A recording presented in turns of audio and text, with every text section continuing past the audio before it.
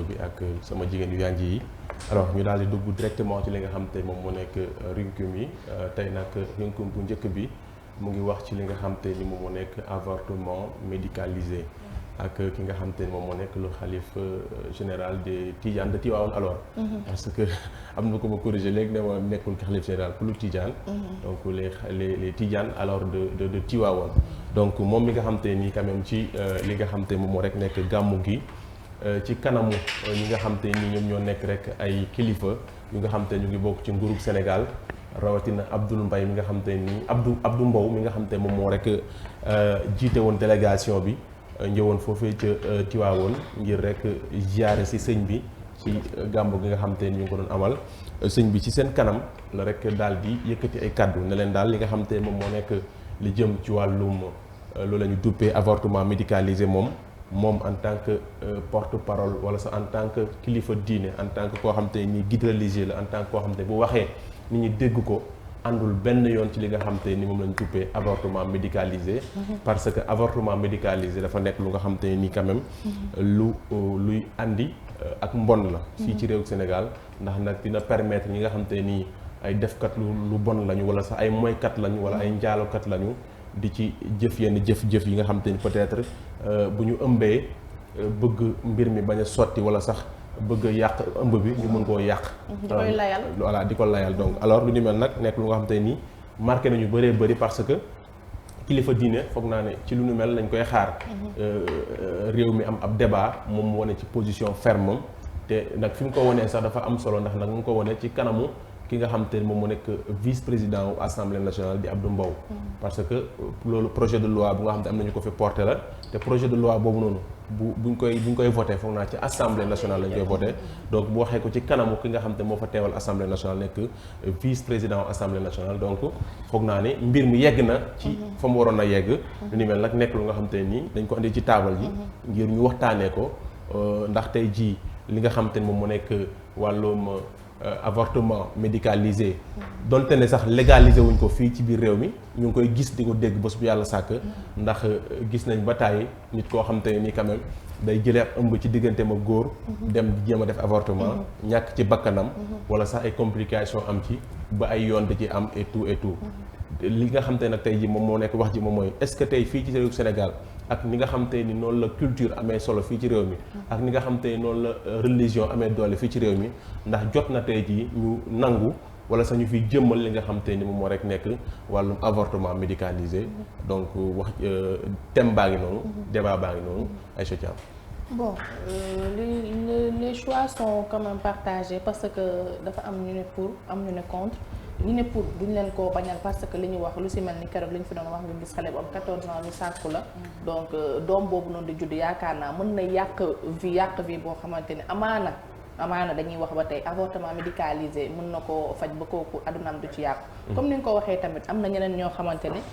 defkatu ñaawtee fii lañ dañuy dem def lu leen neex ba li nga xamante ni mooy doom sosu na ci ñu bëgg dem di koy layal bëgg def ko ale bi dem def lii di avortement médicalisé en tout cas daal les choses sont les avis sont partagés nekk na chose boo xamante ni dafa délicate nekk na affaire boo xamante ni dafa tellement délicate boobu bu ñu ci deful ndànk rek peut-être ñu jël un très mauvais choix ma ci waaw comme ni nga ko waxee Aïcha xam nga keroog bu ñu doon def Rincum ci exemple fii boobu ñu ne frère mu ngi noonu man nangoon naa la exemple boobu te exemple yooyu am na tamit yu fi bëre parce que yenn saa yi nga gis ñu ne genre benn dof wala dara dañ ko fekk si benn bi ëmbal ko amoon nag benn kaaw benn dof boo xam ne ñu ne chaque 2 ans dañ koy ëmbal mujj gi dañoo dem hôpital defal ko de telle sorte que ne même suñ ko sàkkoo du si jëlati ëmb mais cas yooyu soo koy xool cas yooyu avortement médicalisé war na fa am yoon parce que koo xam ne amul sagoom ay nit di ko fekk chaque fois si mbedd bi di ko sàkku ba muy si ëmb chaque fois mu am doom soit ñu jël doom bi joxe wala loolu tamit sooy xool religion su ko étudier si biir war na xalaat xool kii nii ne kii ban àq la ko société bi amee la yooyu man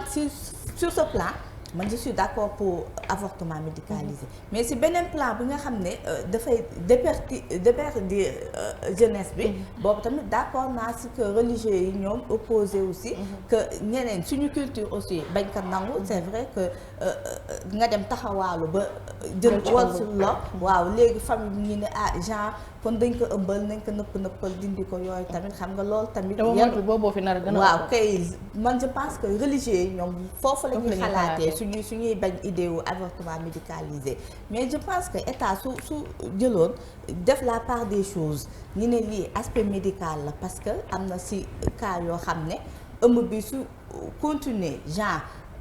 jigéen bi ko ëmb mun na si faatu yooyu léegi dañuy jël les devants ñu arrêté ko interrompre ko loolu nangu nañ ko médecine nangu na loolu tamit mais si beneen cas bi tamit cas yu ñu wax ne jigéen ñay taxawaalu yooyu tamit religieux yi suñ si nangulee tamit defe naa ne état du Sénégal tamit war nañ leen nangul lool loi bi suñ ko nawoon dem di voté ji assemblée je pense que dañuy war a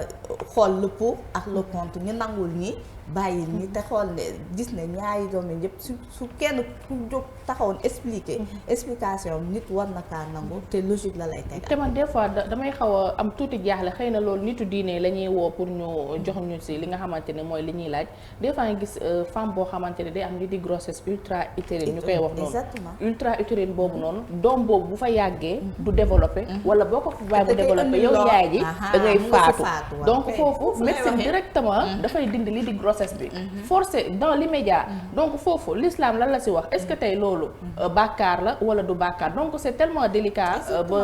nekk na débat boo xam ne foofu nga wax foofu nga wax c'est différent xam nga foofu nga wax tey jii nii dafa war dafa moom mooy joxe ndogal bi mooy joxe autorisation ci diine laay wax waaw d'accord mais c'est diine bi ba tey xam nga tey bu fekkee ni mbir mi war na mën a andil problème mais suñu waxee avortement médicalisé. diine terewul dañ ko autorisé. non diine terewul. tey jii nit ki dara war kaa lor. comme par exemple li nga wax nii par exemple fœtus bi dugg ci bii ci yaay ji. par exemple mu nar a andil comme ça complication. yaay ji. loolu bu fekkee dafa nar a jël bakkanu yaay ji. diine terewul loolu noonu. bu fekkee da ka nar a andil problème. dina terew ko mais bu fekkee yow da kaa def parce que 14 ans Manuel Aïdara nga violé ko foofu bakkan taxaw na fa pourquoi ngay accoucher mën nga fa dee. mën nga fa dee ak effectivement mais est-ce que tey jii médecin bi par exemple wala médecine tey jii prouvé na que ne kii nii bu amee 14 ans bu amee day dee c'est juste ay risque la dañ naan risque la mais c'est pas dit say cër matagul waaw matagul d'accord nañu matagul mais est-ce que médecine tey jii wax nañu officiellement que ne xale bu am 14 ans bu ëmbee mënta am doom. est-ce que bind nañ ko wax nañ ko fenn. waaw moo tax sànq ma ne la. comme par exemple loi bi tey jii suñ ko nawoon voté. dañuy voté mais sous condition. ñu joxe condition yi ñu énuméré. d'accord ñu benn par benn. effectivement mais pas ñëw rek voté ko ba religieux yi ñoom dañoo ñëw catégorie côté boobu laay laajte côté boobu laa leen di laajte. je comprends fi nga wax parce que aussi débat bi. dafa am ay sous-débat ci biir. dafa am ay yoo xam te ni aussi c'est compliqué te li ko waral aussi moom mooy peut-être. xam nga Sénégal dañu voté li nga xam moom moo nekk protocole de Maputo bi nga xam te ni quand même sénégalais yi gën a bëri. xamuñ lan moo lëmbee projet bi. lan moo ne ci biir lan moo les tenants et les aboutissants. donc nag foofu mun naa ne foofu aussi problème la ci suñu assemblée nationale bi. ngir souvent vote loi yi ñu voté foofu ñu koy quand même fexe ba mu yaatu ba ki nga xam te ne moom moo nekk sama maam ba nekk ca njebel bu seetaanee télé wala bu déggee rajo. mu comprendre exactement lan moo làmboo li nga xam ne moom moo nekk projet bi ba Sénégalais yëpp comprendre ko su ko defee yenn complication wala sax yenn yi nga xam te ne ay malentendu lay doon du am ci yenn ci projet. am na solo en tout cas daal nekk na chose boo xamante ni daal délicat na daal bu baax a baax délicate du moins ay dembe. délicate na bon moom dafay reveniraat rek ci débat bi et je crois que c'est l'occasion pour ñoom ñi nga xamante ni ñoom ñoo jiite këru diine aussi pour ñu wax ci. parce que soo gisee mbir mi gën a am moom moo di ñi nga xamante ni mooy ONG Jamra dañu entamé woon benn tournée boo xamante ni dañ ko doon def ngir mën a saafonteeg ñoom ñi nga xamante ni ñoom ñoo di këru diine yi mais gën leen xamle leen ak ñoom li nga xamante ni moom moo wundu ci li nga xam ne moom moo di avortement avortement bi te bu ñuy wax tam avortement bi bu ñu yaakaar ne tous les jours je le dis que ce sont les féministes ñoom ñoo sàkk ko ñu indiwaat avortement médicalisé dafa nekk loo xamante ni dafa jógee ci benn task force boo xamante ni ki nga xamante ni moom moo ko taxawal sax moom moo di président de la république loolee lépp dafa jëmoon ci ngir ñu mën a waxtaanee entre des différents kuréel yoo xamante ni ëmb na ay journalistes ñoo xam ne ñoom ñoo féetewoo ci santé bi ñoom Mati Diagne ñoom ñoo sàkk woon lu ni mel mais am na ay religieux yi ñu ngi si biir am na ñu yëngu ci wàllu culture am na ñeneen ak ñeneen ñooñu ñëpp war a toog ci benn table ëngëm loo boo xamante ni dañuy waxtaanee ci wàllu bi d'autant plus que dañu nekk ci benn période boo xamante ni nous avons vu beaucoup de femmes yoo xamante ni ñu ngi jur ba pare di sànni gis na weer bii ñu passé li ñuy recensé ci ay liir yu ñu sànni kenn xamul nu mu toll donc nag ñu ne comme que dañoo toll foo xamante ne inceste tam mi nga am ci kër yi da ngay ëmb mu leer na ne ki la ëmb ki la tax nga ëmb moom dafa takkoo ak yow dafa bokk ak yow doom ji doo ko mën a xool nga sànni ko déjà yow da nga loru ba pare lor benn bakkan du coup ñoom ñu jàpp ni jamono ji lu ñu war a jëmmal la mu nekk loo xam ne dafay protéger jigéen ñi mais li ko gën a ñaawal ci ginnaaw wala ñoom ñu jàpp ni dil la Mame Makhtar Gueye wax na ko nee na dafa am lobby yoo xamante ni fi mu nekk nii bokk na ci ñi ñuy dippee góor jigéen li ñuy tam daal di xeex moom moo di ñu wàññi njur gi te ñu nga xamante ni moom lañ gën a jegeen jamono ji moom moo di féministes yi ñiy xeex pour cause femme yi ak seen ak yelleef moom jàpp na ci Sénégal dañoo dem ba tàmbali ñu leen di boole ci mbir mi maanaam ñu leen di jënd pour ñu fexe ba suñu femme yi ñu takk seen biir ba dootuñu jurati loolu nag ñu jàpp ni dafa waroon ak li nga xamante ni moom moo di diine islam te bu ñu ko toppee dina jëmee réew mi ci guuta parce que gis nañ ni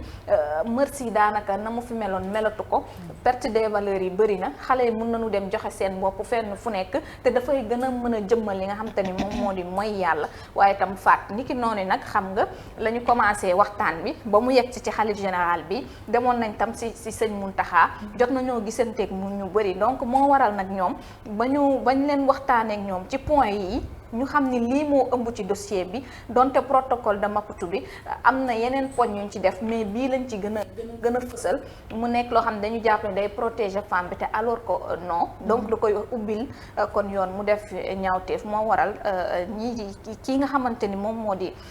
xalif général des Tidianes bi wane nag opposition am nag ak position ferme bi mu ci am te yaakaar naa ni lii dafay wane ni war nañu gën a amaat ouverture gis nga task force boobu nga xamante ni moom lañu tegoon buñ ko yemale ci ñu toog ci débat yi am Jóob Indine Njaay da ngay gis fii ñu ñëw benn bët set beneen plateau beneen fii ak fii ñu koy jokkalante comme si que l'exemple c'est l'exemple de Jakaarlo Gabriel Kane ak comprendre wu ñu woon parce que Gabriel mi ngi jàpp ni ñii dañu bëgg a xokatal jigéen ñi waa diine gi tam jàpp ni jigéen ñi dañu bëgg a moom seen bopp ci anam bu mu gëneewul donc c'est l'occasion parfaite xalif général yi ñoom ñi nga xam te ni ñoom ñoo di femme féministe yi di dox pour bonne cause wala ñu jàpp ni loolu lu gën la ñu demoon ba ci ñii këru diine yi toog waxtaan ak ñoom ci njëkk ak teraanga parce que boo xoolee ONG bu mel ni Jamra dafa am doole bokk na ci lépp lu ñuy xeex tam am na ci tëslaay bu dëgër buñ ko teg donc aujourd'hui dafa war a nekk loo xamante ni nañu booloowaat ni ki femme juriste yi ni ñu booloo woon ak Jamra ngir mën a ñu arrêté sàkku bu ñuy sàkku jigéen ñi ñu booloowaat ak ñoom ànd ak ñoom ñu waxtaanaat ba trouver des points d'accord yoo xam te ni nañ waxtaan ak ñii parce que kat du ñoom kese la ñeel lii dafa ñeel askanu lëmb te waruñoo tëb dugal ko assemblée nationale te li tax mu tardé ba heure bi xam nga ni kat dafa am anguille sous roche du ñu jël n'importe quoi wala loo xam te ni nee na lor askanu Sénégal wala dëppoowul suñuy valeur tam ñu koy voté ci voilà ci n'importe comment donc waxtaan ci la lépp def te yëfu kilifa rek moom la ñu gisaat tey am na solo donc bu nekkee jox nañ ci suñu avis ñun ñëpp rek ñu dem xooli deuxième Rincom bi des na waram bës loolu la yow daanaka wax ngeen léegi. mais bon ba tey elle a son point de vue par rapport au thème parce que bon avortement médicalisé xam nga sujet la boo xamante ni jot naa ci am ay waxtaan yu bari ñu ci amaloon fan yi ci ginnaaw mais dafa sensible et puis dafa xaw a tabu sax ci ñenn ñi mais je pense que moom guide religieux la te fii Sénégal dafa am nu ñu yaree am nu ñu bindee mooy waxu kilifa da nga koy rek jëfe donte yenn saa yi sax boo sañoon waxtaanaat ci moom wala mu xoolaat ko wante du teggin daal kilifa wax xam nga nga ne àndoo ak moom du yareewuñu ñu noonu mais ni ko Aïda waxee rek ñu ngi ñaan daal ñi nga xamante ne ñoo ci xeex booba léegi ñu dem jegewaat leen gën a waxtaanaat ak ñoom amaan na ko xëy na mën nañ gën a comprendre ci axe bi ñu ko tegee mooy yenn jigéen yi nga xam ne am nañ jafe-jafe moo tax ñu bëgg rek légaliser lii nga xamante ne mooy avortement. en tout cas liñ ci mën a jàpp tamit moom moo nekk rek que ne Sénégal réewu diine la. quoi qu'on puisse dire. boo seetee Sénégal fii 98% de la population ay croyants lañu. am na lu ñu gëm donc bu ñuy taxawal yenn projet yi. pour man c'est bien ñu déglu ci position ñi nga xam te ne ñoo nekk les hommes religieux parce que li nga xam te moom moo nekk wàllu wi jëm ci wàllum avortement médicalisé tey jii boo seetee ci alxuraan wala sax ci l'islam nee nañu tey jii fœtus bi bu duggee ci biiru yaay ji am fa lu toll ci foog naa 42 jours commencé am na bakkan commencé na am bakkan ñu dem tamit di dox ba jamono science mi nga xam te ni aussi presque lépp lu am ci àdduna presque science moo ñu ci jàppale. science aussi confirmé que ne bu fœtus bi amee 6 foog naa semaine ci biiru yaay ji commencé na am bakkan donc boo ko yàqee rek yàq nga rey nga nit faat nga nit parce que bakkan bi ne ci biir ak bakkan bi génn yëpp bakkan la donc c'est normal que tey jii ñu xool lu ñuy waxtaanee mooy comme ni ko Aïda waxee ñu impliqué ci tout le monde su ko defee ñu trouver une solution bi nga xam te ne peut-être dina tax ba ñu am benn solution bu nga xam te ne moom la ñuy jàpp tënku ci li nga xam ne moo nekk avortement médicalisé parce que aussi fii Sénégal la am na suñu réalité culturelle mais aussi am na suñu réalité religieuse yi nga xam te ne war nañ ci bàyyi xel soxna Aïcha. Samba Boy yi rek la ñuy. tonton saay-saay. Samba Boy yi. en tout cas daal moo tax lii yëpp. ce sera un débat vraiment houleux parce que daal ñi siy nekk pour di naan waaw xëy na tamit ils ont des choses derrière la tête ñii naan peut-être déedéet tamit ils n'ont pas trop compris la chose nekk na débat boo xamante ni daal c'est compliqué. ok yow déggantewul rek déglontewul. mu ngi noonu. te jigéen ñi tam nañ dal. ñun rek.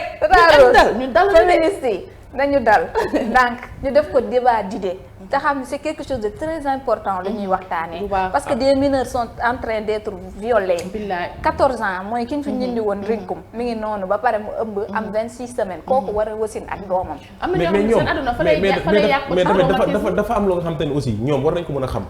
mooy que ne am nañ yërmande ci xale boobu nga xam te ne 14 ans la am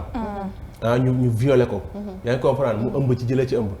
tey jii ñoom ni ñu amee yërmande ci kooku noonu ñun ñi tamit noonu lañu amee yërmande ci moom ñi nga xam dañooy défendre aussi li ñu duppee ñu bañ fay jëmmal li ñu duppee avortement médicalisé aussi noonu la ñu yërëmee xale bu jigéen ñi te diine moo ëpp l'islam moo ëpp foofu yërmande ci ay